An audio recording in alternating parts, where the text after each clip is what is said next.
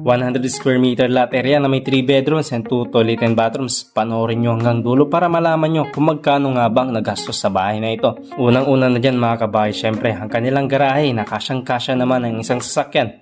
At sa kabila naman mga kabahay ay ang kanilang mini garden area. Tara at pasok na tayo sa loob mga kabahay. Pagpasok pa lang natin mga kabahay ay bubungad agad sa atin ang kanilang living area na may high ceiling na nagbibigay naman ng maluwag at maaliwalas na feel. Proceed naman tayo sa kanilang kitchen area na may hanging cabinet na sakto naman yan para sa lagayan ng mga gamit sa kusina. At syempre, hindi rin natin makakalimutan maglagay ng dirty kitchen dito sa likod. Dito rin located sa kanilang ground floor ang kanilang bedroom 1 na napakasimple lang din ang design. Sa 100 square meter lot area ay nakapaglagay pa tayo dito ng powder room dito sa ground floor para sa mas mabilis na access kung sakaling tayo ay may mga bisita. Tara! Akit naman tayo sa kanilang second floor. Kung pansin nyo mga kabahay, ng kanilang hagdan ay gawa naman sa tubular railings with wooden handle. At wood planks naman ang ginamit natin para sa pinaka-flooring. Gumamit rin tayo dito ng malaking window para magkaroon pa rin tayo ng access sa natural light. Dito sa second floor mga kabahay, located dito ang kanilang bedroom 2, master bedroom at ang kanilang family area. Itong space naman to mga kabahay, ang kanilang family area na sakto naman for family bonding. Dito naman ang kanilang master bedroom na nagawa pa natin malawak ito at nakapaglagay pa tayo dito